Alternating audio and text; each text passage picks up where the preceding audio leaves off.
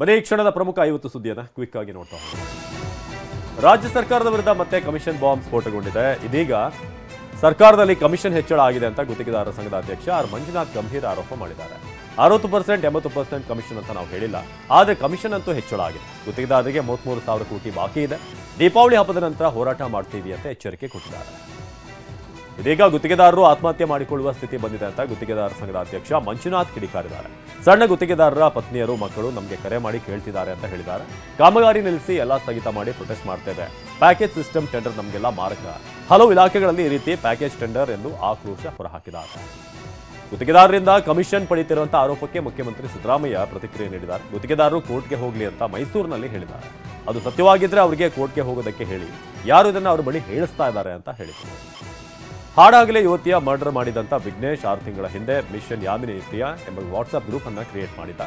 ಕಾಲೇಜಿನಿಂದ ಮನೆಗೆ ಬರುವವರೆಗೂ ಕೂಡ ಮಾಹಿತಿ ಕಲೆ ಹಾಕ್ತಾ ಇದ್ದ. ಇನ್ನು ವಿಘ್ನೇಶ್ ಸುಲ್ಗೆಕೋರ ಅನ್ನೋದು ಬಯಲಾಗಿದೆ.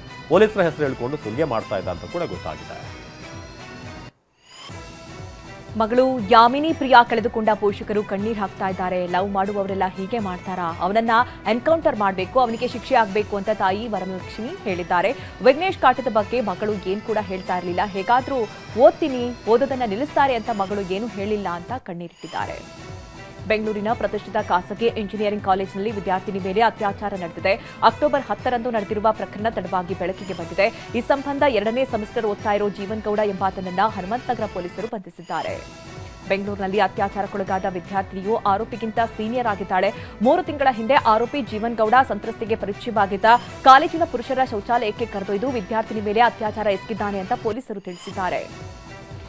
ಅರವಳಿಕೆ ನೀಡಿ ಪತ್ನಿ ಕೃತಿಕಾ ಕೊಂದ ಆರೋಪಿ ಪತಿ ಡಾಕ್ಟರ್ ಮಹೇಂದ್ರ ರೆಡ್ಡಿಯ ಮೊಬೈಲ್ ಲ್ಯಾಪ್ಟಾಪ್ ಅನ್ನು ಮಾರತ್ಹಳ್ಳಿ ಠಾಣೆ ಪೊಲೀಸರು ವಶಕ್ಕೆ ಪಡೆದುಕೊಂಡಿದ್ದಾರೆ. ಗುಂಜೂರಿನ ಮಹೇಂದ್ರ ರೆಡ್ಡಿ ನಿವಾಸದಲ್ಲಿ ಮಹಜರು ವೇಳೆ ವಸ್ತುಗಳನ್ನು ಜಪ್ತಿ ಮಾಡಿದ್ದಾರೆ.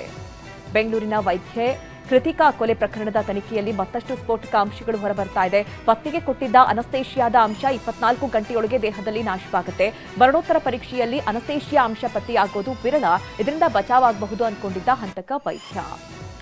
ಪತ್ನಿ ಕೃತಿಕಾಗೆ ಪತಿ ಮಹೇಂದ್ರ ಪ್ರೊಪೋಲ್ ಹೆಸರನ್ನ ಅನೆಸ್ತೇಷಿಯಾ ಕೊಟ್ಟಿದ್ದ. ಕೃತಿಕಾ ಸಾವನ್ನಪ್ಪಿದಂಥ 4 ಗಂಟೆಯಲ್ಲಿ ಮೃತದೇಹ ಆಸ್ಪತ್ರೆಗೆ ತಲುಪಿತ್ತು. ಅಷ್ಟೊತ್ತಿಗೆ 50% ಅನಸ್ತೇಷಿಯಾ ದೇಹದಲ್ಲಿ ಕಡಿಮೆ ಆಗಿತ್ತು. ಹೀಗಾಗಿ ಪೋಸ್ಟ್ ಮಾರ್ಟಮ್ ಮಾಡೋದು ಬೇಡ ಅಂತ ಮಹೇಂದ್ರ ಹಠ ಹಿಡಿದಿದ್ದ. ಹೆಂಡತಿ ಕೃತಿ ಕೊಲೆ ಮಾಡಿದಂಥ ಮಹೇಂದ್ರ ಬಚಾವಾಗೋಕೆ ಮತ್ತೊಂದು ಪ್ಲಾನ್ ಮಾಡಿದ್ದ. ಮೃತದೇಹ ಫ್ರೀಜರ್ನಲ್ಲಿ ಇಟ್ಟು ನಾಳೆ ಪೋಸ್ಟ್ ಮಾರ್ಟಮ್ ಮಾಡೋಣ ಅಂತ ಹೇಳಿದ್ದ. ಇದಕ್ಕೆ ಕೃತಿಕಾ ಮನೆಯವರು ಒಪ್ಪದೆ ಪೋಸ್ಟ್ ಮಾರ್ಟಮ್ ಮಾಡಿಸಿದ್ರು. ಇದರಿಂದ ಮಹೇಂದ್ರ ಪ್ಲಾನ್ ಕೈಕೊಟ್ಟಿತ್ತು. ಬೆಂಗಳೂರು ಅನಂತಪುರ ಹೆದ್ದಾರಿಯಲ್ಲಿ ಖಾಸಗಿ ಬಸ್ ಏಕಾಏಕಿ ಹೊತ್ತು ಉರಿದಿದೆ. ಮಧ್ಯರಾತ್ರಿ 2:30 ಸುಮಾರಿಗೆ ಬೆಂಗಳೂರಿನಿಂದ ರಾಯಚೂರಿಗೆ ಹೋಗ್ತಾ ಇದ್ದಂಥ ಬಸ್ನ ಚಕ್ರ ಸ್ಫೋಟಗೊಂಡು ಏಕಾಏಕಿ ಬೆಂಕಿ ಕಾಣಿಸಿಕೊಂಡಿದೆ. ಪ್ರಯಾಣಿಕರು ಜಿಗಿದು ಪ್ರಾಣ ಉಳಿಸಿಕೊಂಡಿದ್ದಾರೆ.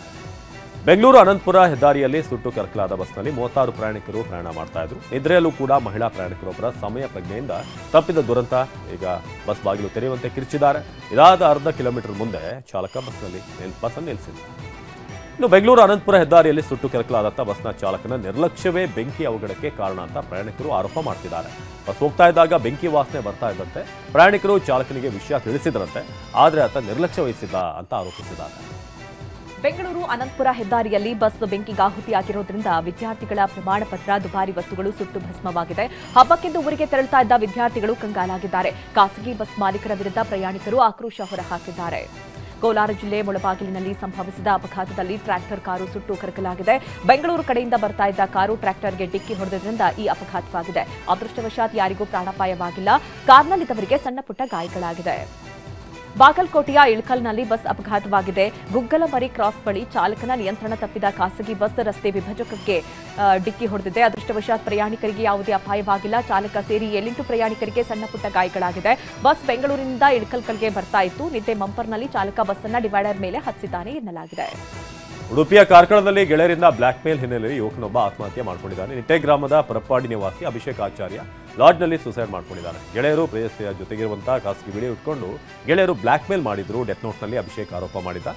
ಆದರೆ ಪ್ರೇಮ ವೈಫಲ್ಯದಿಂದ ಅಭಿಷೇಕ್ ಆತ್ಮಹತ್ಯೆ ಮಾಡಿಕೊಂಡಿದ್ದಾನೆ ಅಂತ ಪೊಲೀಸರು ಸ್ಪಷ್ಟಪಡಿಸಿದ್ದಾರೆ. ಚಿಕ್ಕಬಳ್ಳಾಪುರದಲ್ಲಿ ದಾಳಿಂಬೆ ಕಳ್ಳತನ, ರೈತರೇ ರೆಡ್ ಹ್ಯಾಂಡ್ ಆಗಿ ಹಿಡಿದಿದ್ದಾರೆ ಕಳ್ಳನನ್ನ. ಆರೂರು ಗ್ರಾಮದಲ್ಲಿ ರಾತ್ರೋರಾತ್ರಿ ಕದ್ದು ಮುಚ್ಚಿ ದಾಳಿಂಬೆ ಕಳ್ಳತನ ಮಾಡ್ತಾ ಇದ್ದ ಶಿವ ಎಂಬಾತನನ್ನ ಸೆರೆ ಹಿಡಿದಿದ್ದಾರೆ. ಚನ್ನಕೇಶವ ಎಂಬಾತ ತೋಟದಲ್ಲಿ ಶಿವ ದಾಳಿಂಬೆ ಕಳ್ಳತನ ಮಾಡ್ತಾ ಇದ್ದ. ಬೈಕ್ನಲ್ಲಿ ಕದ್ದ ದಾಳಿಂಬೆ ಇದ್ದ ಮೂಟೆ ಸಹಿತ ಪರಾರಿಯಾಗಲು ಸಜ್ಜಾಗಿದ್ದ. ಈ ವೇಳೆ ರೈತರೇ ಶಿವನನ್ನ ಹಿಡಿದು ಪೆರೆಸಂದ್ರ ಪೊಲೀಸರಿಗೆ ಒಪ್ಪಿಸಿದ್ದಾರೆ. ಬಳ್ಳಾರಿಯ ಸಂಡೂರು ತಾಲೂಕು ಆಸ್ಪತ್ರೆಯಲ್ಲಿ ಕಳ್ಳ ಕೈಚಳಕ ತೋರಿದ್ದಾನೆ. ಆಸ್ಪತ್ರೆಯಲ್ಲಿ ಮಲಗಿದ್ದ ಹಾಗೆ ನಟನೆ ಮಾಡಿ ರೋಗಿಯ ಸಂಬಂಧಿಯ ಮೊಬೈಲ್ ಎಗರಿಸಿದ್ದಾನೆ. ಆಸ್ಪತ್ರೆಯ ಹೊರರೋಗಿ ವಿಭಾಗದ ಬಳಿ ಮಲಗಿದ್ದ ರೋಗಿಯ ಸಂಬಂಧಿ ಪಕ್ಕದಲ್ಲೇ ಮಲಗಿದ್ದ ಹಾಗೆ ನಟನೆ ಮಾಡಿ ಜೇಬ್ನಲ್ಲಿದ್ದ ಮೊಬೈಲ್ ದೋಚಿ ಪರಾರಿಯಾಗಿದ್ದಾನೆ. ಚಿಕ್ಕಮಗಳೂರಲ್ಲಿ 3 ಜಾನುವಾರುಗಳ ಕಳ್ಳತನ ಮಾಡಿದವರನ್ನ ಬಂಧಿಸಲಾಗಿದೆ.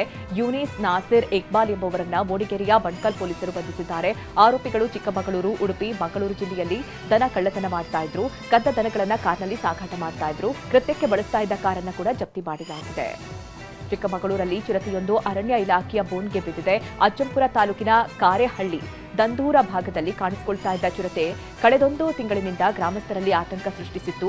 ಜಾನುವಾರುಗಳ ಮೇಲೆ ದಾಳಿ ಮಾಡಿದ ಚಿರತೆ ನಾಯಿ ಹೊತ್ತೊಯ್ದಿತ್ತು. ಚಿರತೆ ಹಿಡಿಯುವಂತೆ ಸ್ಥಳೀಯರು ಒತ್ತಾಯ ಕೂಡ ಮಾಡಿದ್ರು. ಹೀಗಾಗಿ ಅರಣ್ಯ ಇಲಾಖೆ ಸಿಬ್ಬಂದಿ ಬೋನಿಟ್ಟಿದ್ರು.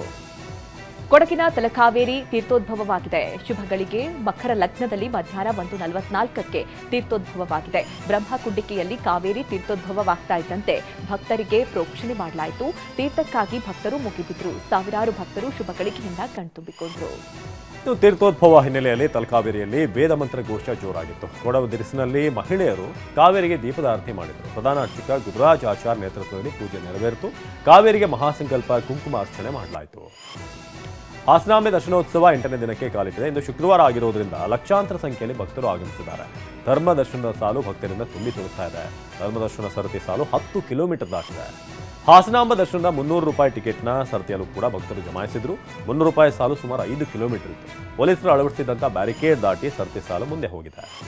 ಹಾಸನಾಂಬೆ ದರ್ಶನಕ್ಕಾಗಿ ರಾಜ್ಯ ಹೊರ ರಾಜ್ಯಗಳಿಂದಲೂ ಕೂಡ ಭಕ್ತರು ಬರ್ತಿದ್ದಾರೆ. ಬಳ್ಳಾರಿ, ರಾಯಚೂರು, ಕೊಪ್ಪಳ, ಬೀದರ್, ವಿಜಯಪುರ ಸೇರಿದ ಹಾಗೆ ಭಕ್ತರು ಬರ್ತಿದ್ದಾರೆ. ಮಧ್ಯಾಹ್ನ 3:30ರಿಂದ ನಾಳೆ ಬೆಳಗಿನ ಜಾವ 3 ಗಂಟೆವರೆಗೂ ಕೂಡ ನಿರಂತರ ದರ್ಶನಕ್ಕೆ ಅವಕಾಶ ಇದೆ. ಚಾಮರಾಜನಗರ ಜಿಲ್ಲೆಯಲ್ಲಿ ಇರುವಂತಹ ಮಲೆಮಹದೇಶ್ವರ ದೇವಾಲಯದಲ್ಲಿ ಕೇವಲ 28 ದಿನದಲ್ಲಿ 2,27 ಲಕ್ಷಕ್ಕೂ ಹೆಚ್ಚು ಹಣ ಸಂಗ್ರಹವಾಗಿದೆ. 46 ಗ್ರಾಂ ಚಿನ್ನ, 1.350 ಗ್ರಾಂ ಬೆಳ್ಳಿ, 3 ವಿದೇಶಿ ನೋಟುಗಳು, ಚಲಾವಣೆ ಇಲ್ಲದಂತೆ 2,000 ರೂಪಾಯಿ ಮುಖಬೆಲೆ, 9 ನೋಟುಗಳು ಕೂಡ ಕಾಣಿಕೆ ಹುಂಡಿಯಲ್ಲಿ ಕಾಣಿಸಿಕೊಂಡಿದೆ. ಕೊಪ್ಪಳದ ಹುಲಿಗೆಮ್ಮ ದೇವಿ ದೇವಾಲಯದಲ್ಲಿ 43 ದಿನಗಳಲ್ಲಿ ಹುಲಿಗೆಮ್ಮ ದೇವಸ್ಥಾನದ ಹುಂಡಿಯಲ್ಲಿ 95 ಲಕ್ಷ ಹಣ ಸಂಗ್ರಹವಾಗಿದೆ. 160 ಗ್ರಾಂ ಬಂಗಾರ, 7 ಕೆಜಿ ಬೆಳ್ಳಿ ಸಂಗ್ರಹವಾಗಿರುವುದು ಪತ್ತೆಯಾಗಿದೆ. ಚಿತ್ರದುರ್ಗದಲ್ಲಿ ಯುವಕನೊಬ್ಬ ಏಕಕಾಲಕ್ಕೆ ಇಬ್ಬರನ್ನ ವರಿಸಿದ್ದಾನೆ. ವಸೀಂ ಶೇಖ್ ಎಂಬಾತ ಶಿಫಾ ಜನ್ನತ್ ಎಂಬುವರನ್ನ ಮದುವೆಯಾಗಿದ್ದಾನೆ. ಗೋವಾದಲ್ಲಿ ಕೆಲಸ ಮಾಡುವ ವೇಳೆ ಇಬ್ಬರು ಯುವತಿಯರ ಪರಿಚಯವಾಗಿದೆ. ಪ್ರೀತಿ ವಿಚಾರ ಇಬ್ಬರಿಗೂ ತಿಳಿಸಿ ವಸೀಂ ಮದುವೆಯಾಗಿದ್ದಾರೆ. ಗುಜರಾತ್ ಸಚಿವ ಸಂಪುಟ ಪುನರಚನೆಯಾಗಿದೆ. 25 ಮಂದಿ ಸಚಿವರಾಗಿ ಪ್ರಮಾಣ ವಚನ ಸ್ವೀಕರಿಸಿದ್ದಾರೆ. 19 ಮಂದಿ ಹೊಸ ಶಾಸಕರು ಸಂಪುಟಕ್ಕೆ ಸೇರ್ಪಡೆಯಾಗಿರುವುದು ವಿಶೇಷವಾಗಿದೆ. ಗೃಹ ಸಚಿವರಾಗಿದ್ದ ಹರ್ಷ ಸಾಂಘ್ವಿ ಉಪಮುಖ್ಯಮಂತ್ರಿಯಾಗಿದ್ದಾರೆ. ಕ್ರಿಕೆಟಿಗ ರವೀಂದ್ರ ಜಡೇಜಾ ಅವರ ಪತ್ನಿ ರಿವಾವಾ ಜಡೇಜಾ ಕೂಡ ಸಚಿವೆಯಾಗಿ ಪ್ರಮಾಣ ವಚನ ಸ್ವೀಕರಿಸಿದ್ದಾರೆ. ಬಿಹಾರ ವಿಧಾನಸಭೆಯ ಮೊದಲ ಹಂತದ ಚುನಾವಣೆಗೆ ನಾಮಪತ್ರ ಸಲ್ಲಿಸಲು ಇಂದು ಕೊನೆ ದಿನವಾಗಿದೆ. ನವೆಂಬರ್ 6ರಂದು 121 ಕ್ಷೇತ್ರಗಳಿಗೆ ಮೊದಲ ಹಂತದ ಮತದಾನ ನಡೆಯಲಿದೆ. ಮಹಾಗಠಬಂಧನ್ನಲ್ಲಿ ಗೊಂದಲದ ನಡುವೆಯೂ ಕಾಂಗ್ರೆಸ್ 48 ಅಭ್ಯರ್ಥಿಗಳ ಮೊದಲ ಪಟ್ಟಿ ಬಿಡುಗಡೆ ಮಾಡಿದೆ. ವಿಧಾನಸಭಾ ಚುನಾವಣೆಗೆ ಸಿದ್ಧವಾಗ್ತಾ ಇರುವ ಬಿಹಾರಗೆ ಇಂದು ಗೃಹ ಸಚಿವ ಅಮಿತ್ ಶಾ ಭೇಟಿ ನೀಡಿದ್ದಾರೆ.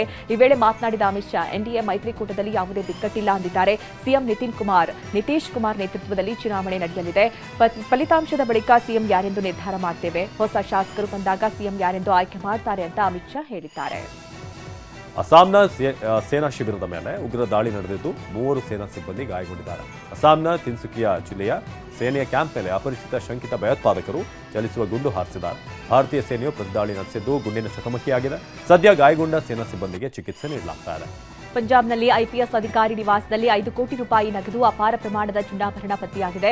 ರೋಫರ್ ರೇಂಜ್ನಲ್ಲಿ ಡಿಐಜಿ ಹರ್ಚರಣ್ ಸಿಂಗ್ ಬುಲ್ಲರ್ ಸಿಬಿಐ ಬಂಧಿಸಿದೆ. ಕ್ರಿಮಿನಲ್ ಪ್ರಕರಣವನ್ನು ಇತ್ಯರ್ಥಗೊಳಿಸಲು 8 ಲಕ್ಷಕ್ಕೆ ಬೇಡಿಕೆ ಇಟ್ಟಿದ್ದ ಪ್ರಕರಣದ ಸಂಬಂಧ ಸಿಬಿಐ ರೇಡ್ ಮಾಡಿತ್ತು. ಈ ವೇಳೆ ಡಿಐಜಿ ಹರ್ಚರಣ್ ಸಿಂಗ್ ಬುಲ್ಲರ್ ನಿವಾಸದಲ್ಲಿ 5 ಕೋಟಿ ಐಷಾರಾಮಿ ಕಾರುಗಳಾದ ಮರ್ಸಿಡೀಸ್, ಆಡಿ ಕಾರು ವಶಕ್ಕೆ ಪಡೆಯಲಾಗಿದೆ. ಚಿನ್ನಾಭರಣ ಹಾಗೂ ಬ್ರಾಂಡೆಡ್ ವಾಚ್ಗಳು ಪತ್ತೆಯಾಗಿವೆ.